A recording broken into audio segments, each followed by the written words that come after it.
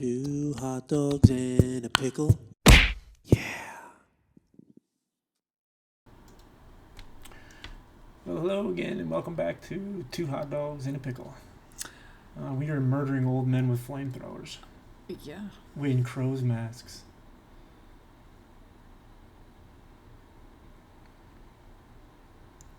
Very weird. Very, very weird. Anyways, thanks for joining in. Thanks for watching. If anybody is actually watching this, or if anybody is actually going to watch this. Did you see in the news recently, like over the past couple of weeks, there is a free Britney Spears movement? Free, like, as in, like she's locked up? I'm gonna look it up right now. As that, if you say Britney Spears is incarcerated, I'm not surprised. I'm not like, oh, no way. So, according to Page 6, which obviously is the most reliable source of news. Page 6 is a website. It's kind of like People, but more tabloidy.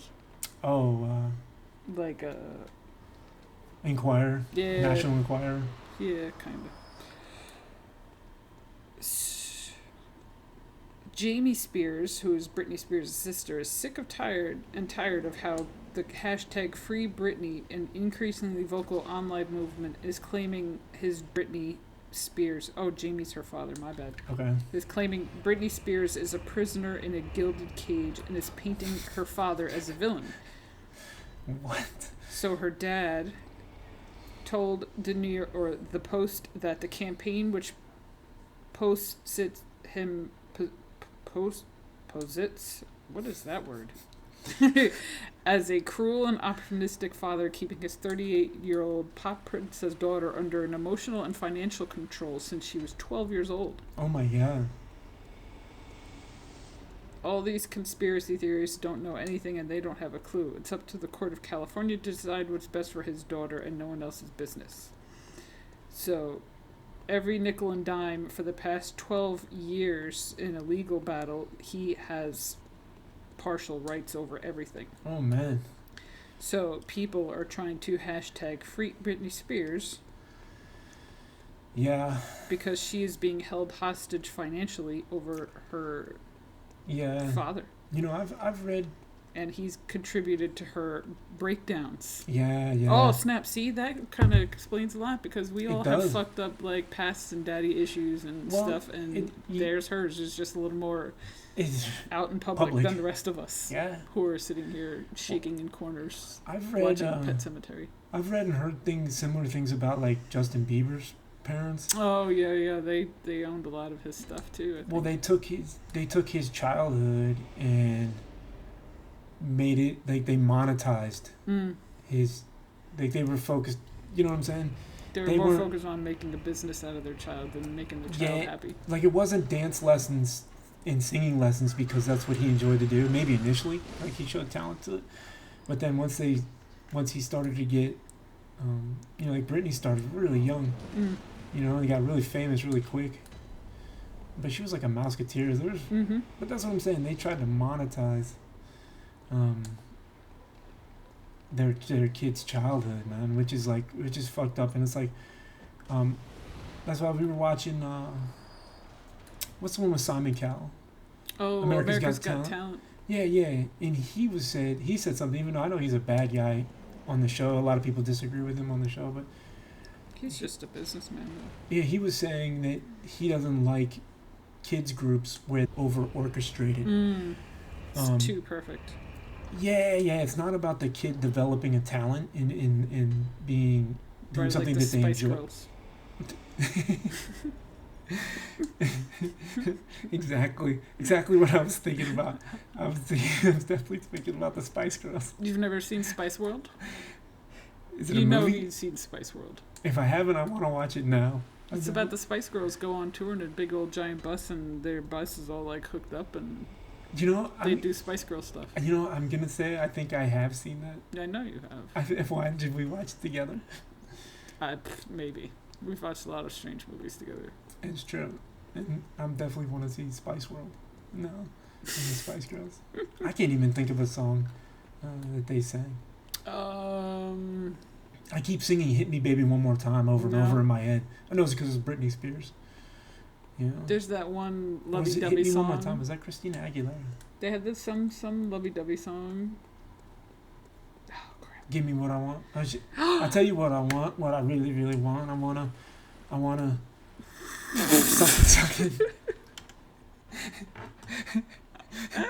something. something. Like zigga zigga. Yeah. I don't know what that word is. I don't know either. So, if your child showed tremendous talent at like 4 years old, what would you do? Tough question, man. You gotta be a kid first, I think. In my Say opinion. your child is like really good in Fortnite, hypothetically, and really wants to play. Do you let them? Well, it's different because I play Fortnite too. Well, I don't. I just play Fortnite with the kids. You know what I mean? I don't. I don't know. It's tough, man. And it's There's got to be a balance. It can't be like yeah. all about them making a successful thing. They still have to be a kid too. Yeah. Or maybe they didn't. Maybe it was the way they were nurtured, or they weren't nurtured. Throughout the process, I don't know. That's why they both had like public breakdowns. Yeah, Britney's was really bad and really scary. You know what I mean? Like. And people were like, oh, she's lost her mind, and like she's just going through what we go through. Hers is just a little more public, extreme. And maybe extreme. Like,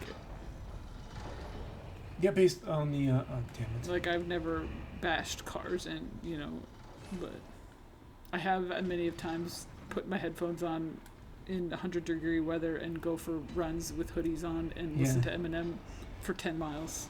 Yeah. Because that was the only way I could feel better. I was just, which I don't really recommend doing in 100-degree weather, but it's very hot. It did help. My favorite way to vent pent up frustration and anger is to throw on some knee socks and a headband and angry dance my way across the apartment. That's what I do. To Olivia Newton-John. I do. I angry dance. And in the 80s, I just put on 80s Pandora and just angry Go dancing dancing with yourself. Yeah, I do. And I angry dance. And the knee socks and the headband are important. Do you safety dance, though? It is safe to dance. You do the safety dance and it... Oh. S-S-S-F. Yeah, you know, I just... You gotta find ways to get that out. Yeah, and that's how I vent my That's what you frustration. do. That's what he does when I go to bed. It's just alone by myself in angry dance at night. To Radiohead. Radiohead is sad. Now that's what happens when you're on smoke too much weed.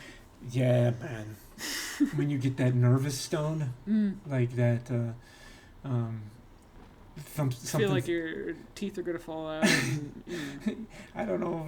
Yeah, you just like. Just go down the rabbit hole. Yes, and my go-to when that happens on accident is I just like to turn off all the lights and curl up with the Tom Hanks movie. You know, that was actually the last time I cried in real life. Is when I watched the Tom Hanks movie. I watched. We watched a movie recently that made you tear up. What movie was that? I don't remember. There was what it was? And I'm gonna deny it. There was a moment that the father said What movie was it? We were watching The Help. Oh, that was such a good movie. And the mom, what's her name? I love her, the actress. The mom with Emma, was that Stone? Emma Stone? Her mom in the movie, who I love, and is an actress, was said to her that she's proud of her. Yeah. And like we both got like, oh my god. I wish my parents would have said that now.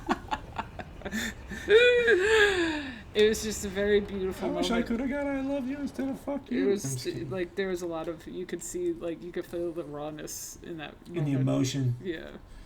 In it. If you haven't seen The Help, I would really recommend it because that is a great, great, great movie. Yeah, really good movie. I love when she cooks her the poo pie. Oh my god, I remember that. She makes Ron Howard's daughter Bryce. The bitchy redhead.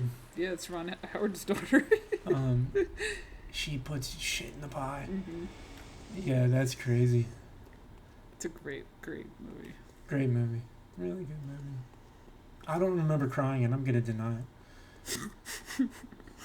I'm gonna try to leave my ego and manhood intact and claim that I didn't cry. It's okay. But I will openly admit to crying to Forrest Gump. And I cried 3 What times. scene? That's what I'm saying. I cried 3 times in that movie. Like once, obviously, Was it when Lieutenant Dan showed up? that was the last time I cried. And then that was the most profound. Like obviously, I cried when his mom died. Was it the other one when Jenny goes running across the Washington D.C. the hole? No, I didn't cry there. I cried when she passed away, when she died. But then I did cry when Lieutenant Dan came back. Lieutenant Dan! And then he jumps in the water, and you know, It's a good movie. it is, man. It is really good movie. I remember the first time I watched that movie. I was still in high school. Yeah. Damn, it came out. It came out. It was in like 93, 94, if I remember correctly. Oh man. Yeah, same year that freaking Kurt Cobain passed away. Yeah. We actually looked that up. There's a lot of conspiracies about those times. A lot of people passed away between 93 and 97. A lot of famous people. A lot of public figures. Princess Diana, Kurt Cobain, Chris Farley, Didn't Tupac. Didn't a Kennedy die too in a plane crash? John Jr. John Jr. Yeah. He was like the good-looking Playboy. gigolo one. He was married and stuff, but he just had that reputation, Playboy. I think, because he was just good-looking. And there was an episode of Seinfeld with him where he was taking like an aerobics class or something, and Elaine wanted to try to get into the same class as him so she could like meet him. Oh yeah. I don't remember. That's a great show. But aren't the Kennedys like kind of known for being playboys? Aren't they like? They also have a reputation for not having good like lives. They're all like a little messed up in some way. Like they're all mentally, apparently, like they all have like mental health issues and just this like drugs or suicide or early deaths or I don't know. There's like a supposed black cloud around that family, unfortunately. They're cursed. Yeah, I don't know if it's that or, can that stuff be inherited in DNA, or is it just the fact that it's what you're surrounded by and that's what you know, so you're absorbing it, I don't know. Is that what a curse is? Where like... It's not an actual, like, witch coming over you going, ah! Your life is screwed forever. It's just the fact that you're... It's like a mindset that you get... Inheriting the mindset of your family. But you're not, like... stepping outside that mindset because you keep on falling back into that habit. I wonder if that's really what like a curse is. That's interesting. Yeah. Damn, I just went down the rabbit hole. I don't know. But a curse, I think, too, can be because the energy is like you're always giving, you're always exchanging energy. Like you could curse somebody by like putting negative energy out there on them, right? You can do that, right? Like I curse you, and there are very powerful black spirits out there. I know that 100% for sure. Like voodoo, and Yeah. I don't want to compartmentalize any religion, but right. That's always what I think of. I think of like the New Orleans Right. cartoon character, Shrunken like, heads. yeah, and love potions and Yeah. I mean, I don't know. There's a lot of powerful negative energies out there. I know 100% that is true. So, I don't know. those can be like conjured, like just as equally as you can conjure like light and positive energies. You can conjure negative and dark just as easily. It's true. And this is why I sage and smudge the house. Every single time I clean on the weekends, I open up all the windows, I vacuum, and I smudge everything. When we first moved into an apartment, everything. What's smudging? The sage sticks that I have. Oh yeah. It's just like a tied up thing of dried leaves.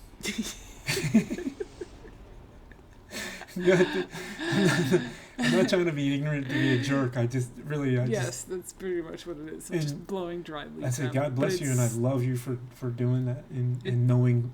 Helps eliminate the lower vibrational negative energies, and it's been proven to eliminate like negative ions and energy in the air. So anytime like any of our family members come over after they leave, I say to them, I'm sorry if you're watching. It's just I'm trying to keep the peace in my house. Yeah. Well, I mean, you know, it's unfortunate, but you have to. You gotta protect yourself before you wreck yourself. Yeah, man, because it's so easy to get absorbed into a toxic the old habits are situation. Very hard to eliminate. That's 100% for sure. You have to remind yourself a million trillion freaking times a day. Well, I feel like I have like a desire, an inborn desire to bitch and complain. You know what I mean? I really do. And just as soon as somebody else is doing it too, I'm like, oh yeah, I can do that. You know what I mean? At least for me, it's easy to jump on the bandwagon and be like, you know, this does suck. Or it's hot out today. Yeah, it would be negative. We could use that complaint every single day because we're in California. It's true. It's true. And it's unfortunate that you know you gotta, like you said, you gotta be careful with. Yeah, your triggers. You gotta know what your triggers are, and associate who you associate. Sometimes you know those little trigger words come up, and you're like, you realize that your reaction is still those old habits. Happened to me today, like an hour ago. Yeah. It happened to me 10 seconds ago when I died, and I wanted to smash this controller into a million pieces. Oh, don't do that. No, I'm just kidding. I'm not a rage quitter. We pole, man. I'm a robot. I internalize. I smash all my emotions down into whatever vital organ they're associated with, and just deal with my rage in that way. So you safety dance it out. I safety dance it. Instead of rage quitting, I angry dance my way across the black flags and safety dances. It's true. You can't go wrong with the good, with the good angry dance. You know, it really does help. It's not just a cliche thing they do in every single coming of age movie. It really does help. Kevin Bacon. And then we watched Hot Rod. That kid is so good. What's his name? Andy something. I don't know. The kid in Hot Rod. If you haven't seen Hot Rod, he's from Saturday Night Live. Yeah, watch Hot Rod. It's actually a very good movie, and I really enjoyed it. Andy Samberg. Be patient with the beginning. It starts a little slow, and it takes a minute for the humor to warm up to you sometimes. But it's really good movie. It's really good movie, man. And it's really funny. You got to at least stick around for when the grilled cheese fights the taco. Oh. Yeah, because he was gonna ask the girl out, and then her boyfriend pulled up in a Corvette or something. So instead, he asks her who she thinks would win in a fight, a grilled cheese or a taco. And he asked her because he was gonna ask her out. See, but that's a hard decision because those are two of my favorite foods. That's true. If you're grilled cheese and tacos, I think they should be friends. And you could just have both. I wonder if you could make a grilled cheese taco. Ooh, like a... Oh, it sounds so greasy, though. It does. A taco with a grilled taco. Isn't that just a quesadilla? Grilled cheese taco. It's just a quesadilla. Isn't that what that is? It's already been made. Yeah, isn't the Latino or Hispanic version of grilled cheese is a quesadilla? It's a quesadilla, right? All right, well then never mind. It's a good thing I don't have to get up and go make some now. It's true. I don't know. Here we are solving the world's problems, and one tortilla at a time. One tortilla at a time. One pertinent question at a time. We gotta take a break soon, right? As I'm cheating my way through the game. Yeah, I just gotta kill this thing 2 more times. Maybe I'll take a minute to explain what the hell I've been doing for the last almost 20 minutes as I've been running around in circles. Bloodborne hasn't had a patch in like almost 4 years, maybe 5 years now. So there's ways to exploit the mechanics or the programming of the game in order to, I mean, like, to get more items, and to duplicate items in this case. So what there is there's an enemy that drops upgrade material. I'll just show you quick what one looks like. These little things, these blood stone shards. There's an enemy called the loot enemy that drops them, and that's who we've been killing repeatedly for the last 20 minutes. What's supposed to happen is you kill him, you pick up the 2 that he drops, and then you continue through the level. What we've been doing is killing him and then backtracking far enough through the level to where the game despawns that section of the level. Because the way the programming's set up is it only loads and programs the areas that you're going into. Like, it doesn't just load the entire game all at once. It loads the section that you're in or that you have access to, immediate access to. And so what happens is when you traverse through multiple areas, like see how this thing comes up and it says we're in a new area. Right. So now the game is loading, like you'll see a little load symbol up here. The game is loading this area. And as we traverse through these areas, it'll spawn and despawn sections. That's why it takes it a second to catch up. Sometimes, like, you'll see the level won't be completely spawned in. And so it tricks the programming in the game to reset everything in this area. And we're using that exploit to get this little guy over here, this little loot enemy, to continually respawn. And along with his respawn, he's going to respawn that upgrade material that we need and we're going to pick up. So I just use the Molotovs because we need 10 of them. We need 10 of the upgrade materials, so I use the Molotov cocktails as like a method for counting the number of times I've killed him, because it's easy to get confused running back and forth through these areas. Also, if you die, you're going to have to start the whole process over, which can be time consuming and a little frustrating as well. So be careful, take your time if you're going to try to duplicate this. But what it's going to do is going to give us enough upgrade material to get our weapon to the next tier, which is going to make a huge difference going forward into these next sections. This is something that's not mandatory to do to progress through the game. It's just something I like to do because we're going to deviate again from the intended path that the game designers have, and we're going to jump into a hard area early in order to continue to pursue upgrade material early. And you have it. That's what we've been doing for the last 23 exciting minutes of our life. So we'll get him one more time, and then will probably be a good place to go ahead and wrap up the episode. So, like, a lot of times what will happen is these type of exploits will become public, and game designers will go back and patch it so that you can't, get these upgrades early, because they want you to fight through a level, kill a boss, get upgraded, and then go into the next area and repeat that process, and so that your character is at the appropriate level for the level that you're in, or the encounters that you're going into. Well, we're gonna deviate from it. And it's also a good way to grab a bunch of Quicksilver bullets, because I don't know why I would continually kill that guy. You don't have to. It's just, at this point, have it.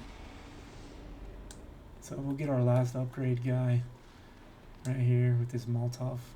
And if he falls off, it's fine. Oh man, he didn't die. Oh, we gotta go after him. We have to have him die. Yeah, okay, perfect. So now he's dead normally, without the dupe, the item dupe that we just did. You just pick up 2, which, as you can see, we're gonna pick up 10. So that's 2, that's 3, 4, 5, 6, 8, 9, 10. Bam. There you have it. So, as you can see, we started this. We didn't have any Twin Blood Stone Shards. Now we have enough to take our weapon to a +6. So, Cool.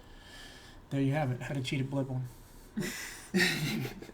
Anyway, it's a good place to end off. So, I don't know. We'll see you guys on the next one, because you definitely want to stick around. If you're into Bloodborne, you definitely want to stick around and see what we do next with this character and different ways we get OP.